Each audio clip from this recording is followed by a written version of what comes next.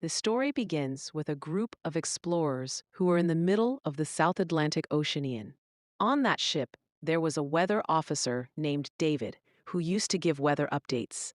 They were heading towards an island that was located right in the middle of the ocean. The government had sent David there so that he could observe the changing weather of that island. David had to stay there for almost a year. After collecting weather data for the whole year, he had to return. David was given a year's supply of food and all the essential items. After several days of journey, they finally reached the island. They got down on the island with the help of a boat. This island was completely deserted, where not even a single bird was visible. On the island, there was a lighthouse and a small house where David had to live. Because earlier, a weather officer named Robert used to stay there, but now his duty period had ended. He had spent a whole year alone on that island collecting weather data. Now David would stay there for a year to collect the weather data, and the former officer Robert went back with the ship. But when the whole team visited the house, they were shocked because there was no sign of any human being. Inside the room, all the belongings of the former officer were scattered here and there. After that, the captain and David thought that maybe someone could be inside the lighthouse. Without wasting any time, the captain and David moved toward the lighthouse, and there they witnessed a strange sight. They saw that the entire lighthouse was surrounded by sharp, pointed wooden spikes, as if someone had deliberately sealed it off so that no one could enter. After that, the captain and David knocked on the lighthouse gate several times, but there was no response from inside. Finally, they pushed the gate hard and entered. Inside the lighthouse, they found a man named Gruner. When they asked Gruner about the former weather officer Robert, he replied that Robert was dead. He had gone towards the sea, but never returned. Hearing Gruner's words, both David and the captain were shocked. After listening to all this, the captain told David that if he still wanted, he could return with them. But David refused to go back. And do you want me to go on translating the continuation, keeping the suspense and storytelling style intact? David refused. He thought that if he could provide the government with an accurate weather report of the island, he could earn a good amount of money. After that, the captain gave him a gun for his protection and said, "This place does not seem safe to me. Take care of yourself." Then they left him there and went back, promising to return after a year. After the captain left, David arranged the house a little, making it livable. Later that night, he found a diary in a drawer which belonged to the former weather officer Robert. In that diary, the diary contained a lot of information about the island. It mentioned a mysterious creature, but everything was not clear. Some things were incomplete. David read every line carefully. The diary also had sketches of strange animals. David couldn't understand why he had drawn such pictures. Maybe he was lonely and did it to pass the time. On one page of the diary, there was a photo of the former officer's wife. David got tired of reading the diary and slowly fell asleep. The next morning, David started collecting weather data. He started collecting the data. But as soon as he reached near the sea, his steps stopped. He saw that among the rocks, some stones were arranged in a strange way, and shells were placed in between in a bizarre pattern. David thought maybe Gruner had done all this. Thinking this, he went back to his work. While working, when he looked toward the lighthouse through a telescope, he saw another person with Gruner. But in the blink of an eye, that person disappeared. David tried to see him again, but then thought it was his imagination. At night, David was busy with his work. It was then that there was a knock on the door. He thought that maybe it was Gruner. David called out his name, but there was no reply. Holding a lamp in his hand, as soon as David moved toward the door, strange sounds began echoing in his ears, sounds that were not human at all. And then he saw a bizarre creature's hand trying to reach inside from under the gate. It was not a human hand at all. Seeing this, the ground slipped from under David's feet. He immediately ran toward the basement and hid there. Within moments, that mysterious creature entered the house. She was secretly searching for David, and David began watching her through a small crack in the basement. Because of David's movement, that creature saw him. After that, the creature rushed toward David to kill him and tried to grab him through the crack. To save himself, David immediately picked up a knife and struck it in her eye. The creature screamed and ran away, but she could come back at any time, and this made David certain in his mind that what was written in the diary about the creature was true. Out of fear, he couldn't sleep the whole night. In the morning, when David went outside the house, he saw some footprints on the sand that were not human at all. Those footprints ended directly at the sea. Now David understood everything. Why Gruner had placed sharp wooden stakes all around the lighthouse. Now David knew that if he stayed in this house, those creatures could kill him at any time. Terrified, David ran toward the lighthouse and shouted to Gruner, "Open the gate, let me come inside." But Gruner did not let him in and said, "You should have returned with the ship." David, disappointed, he returned because Gruner did not even want to see him near the lighthouse. He poured water on him and told him to go away. Now he had to do something on his own. He boarded up every window of the house with wood. He made a barricade all around with sharp wooden stakes and placed old papers and books outside the gate. Then he poured oil on them so that if the creature came back, he could scare it away with fire. But there was one thing that David did not know until now, and he was going to find out about it tonight. Luckily, inside the house he found a box. Inside that box was a gun and many bullets. Seeing this gave him a little hope of staying alive. As the sun began to set, fear in David's heart started to grow, and within moments, the darkness of night spread all around. David, holding the gun in his hand, sat quietly in a corner of the house. His heartbeat was racing. Suddenly, a strange sound was heard, and when David secretly looked toward the sea through the window, it felt as if the ground slipped from beneath his feet. He saw that not just one, but many of those bizarre creatures were coming toward him out of the water. Within moments, they all gathered and began trying to break the gate of the room. David immediately started firing bullets, and some of the creatures fell dead. David thought that after hearing the gunshots, they would be scared and run away. But seeing their companions die made them even angrier. Then, following his plan, David set fire to the papers and old books placed outside the gate. Seeing the fire, the creatures were terrified and returned to the sea. But now the same fire had reached David's house. The door of the house caught fire and slowly began to spread because the entire house was made of wood. David immediately wrapped himself in a sheet to save his life and went outside, hiding behind a large rock near the lighthouse. While shooting at the creatures, David also received a deep injury on his hand. Suddenly, heavy rain started. The fire gradually began to die down. But even after the whole night of rain, David could not save his house by morning. The entire house had burned down almost to ashes. Now, if David wanted to stay alive, he would have to take refuge in the lighthouse. He picked up his rifle, and among the rocks near the lighthouse, he hid and waited for Gruner to come and fill the water. When Gruner came out of the lighthouse to fill the water, David followed him quietly. But then suddenly, a strange creature near Gruner attacked David. Somehow, David managed to control it. That creature was Gruner's guardian. Just as David was about to shoot it, Gruner immediately stopped him and said, "Wait, this is my pet." David did not fire, and taking advantage of the situation, he made a deal with Gruner. "If this creature stayed alive, if you want to keep it, then let me live in the lighthouse. Otherwise, I will kill it." After that, Gruner agreed because David had plenty of food and gunpowder. Before evening, the two returned to the lighthouse with the remaining food, and the two of them slept comfortably. The next morning, the creature was quietly licking David's hand. When David woke from sleep, he saw that because of the creature's licking, his hand had completely healed. Seeing all this, David was astonished. David now wanted to know more about this creature from Gruner. And then all this of the world. He wanted to bring it before the world because it was nothing less than magic. David thought that if we reveal the secret of this creature to the world, both David and Kroner would earn a lot of money and fame. But Kroner did not want any of that. He did not want to leave this island. There was no one left for Kroner in this world. This island was perfect for him, where he considered himself a king and master of his will. For this reason, he had written in many parts of the island, "Kroner is the ruler here." But David could not understand that. How did this strange creature become Kroner's servant?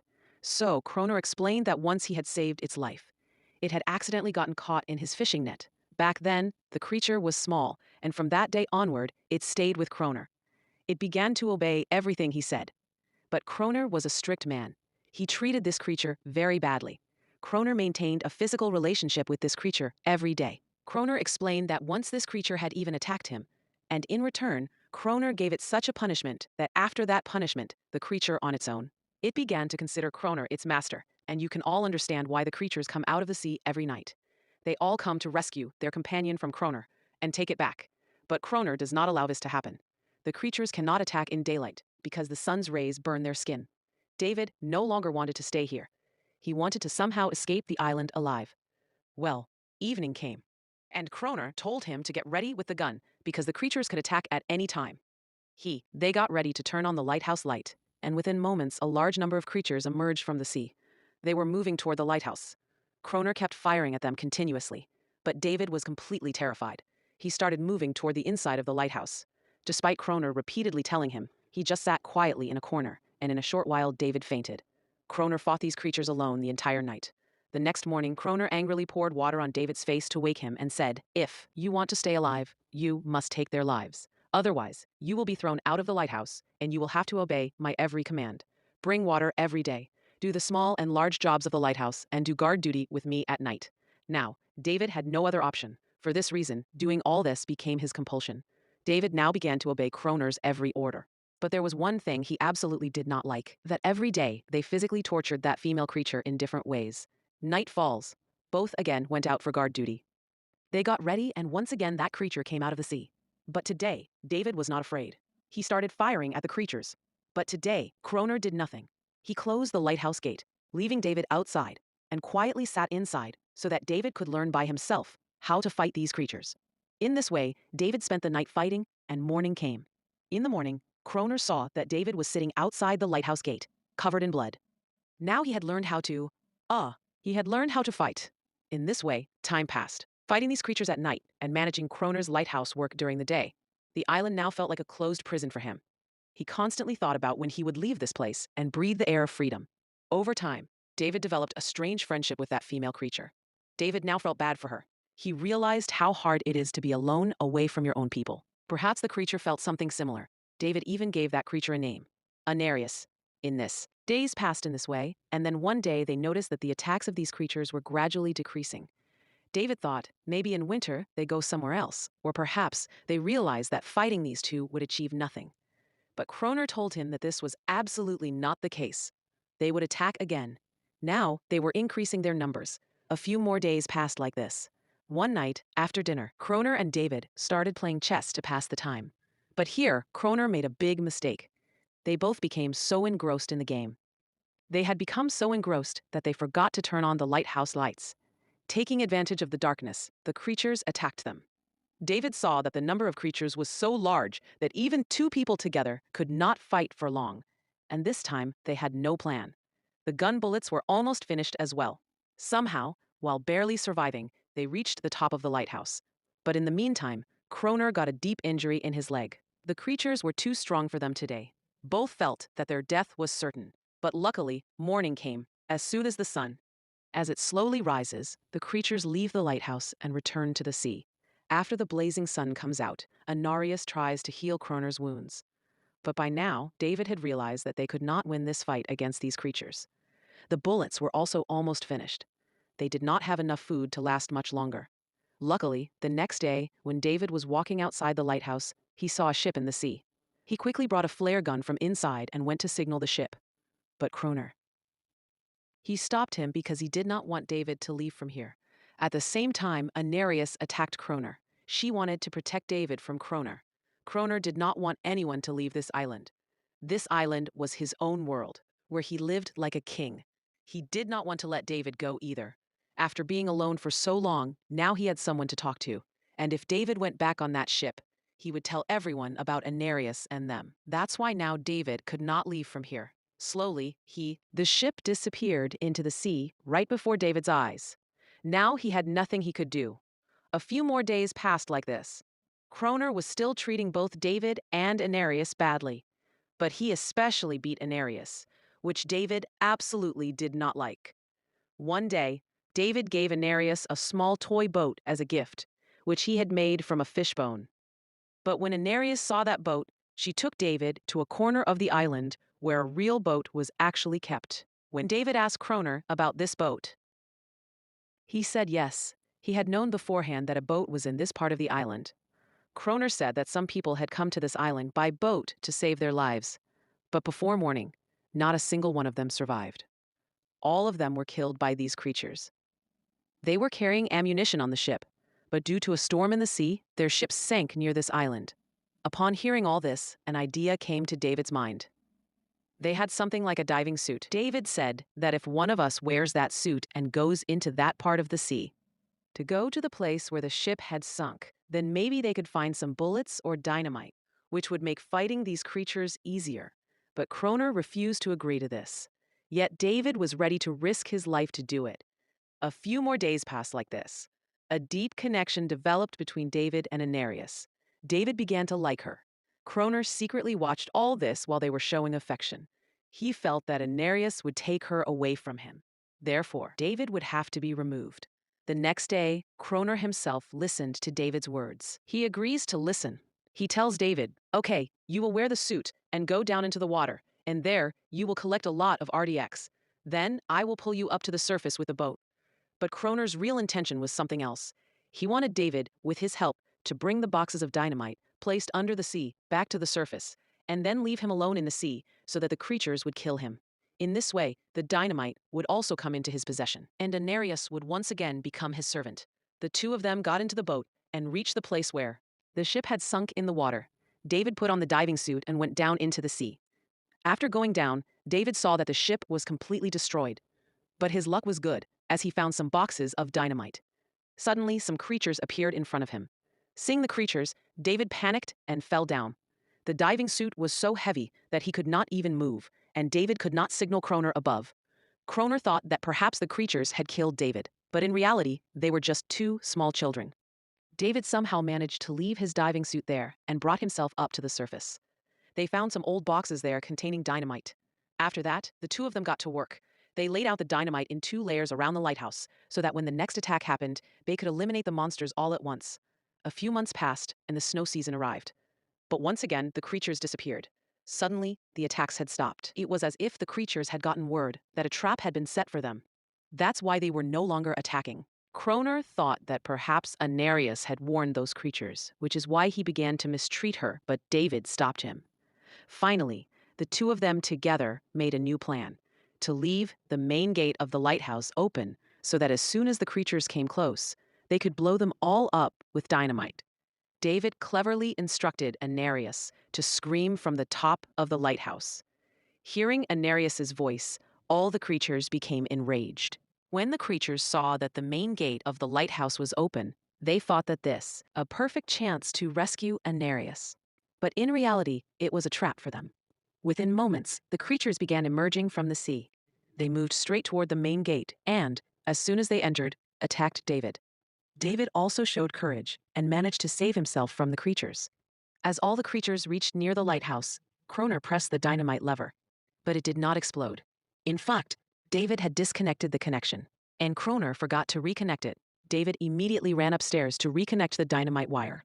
He starts. By that time, the creatures are trying to climb the lighthouse, which only Croner is stopping alone. As soon as the connection is complete, David blows up the first layer, which kills many of the creatures in the blast. But still, quite a few monsters are ready to attack the lighthouse. For this reason, Croner also detonates the second layer. Both of them are rendered unconscious by the powerful explosion.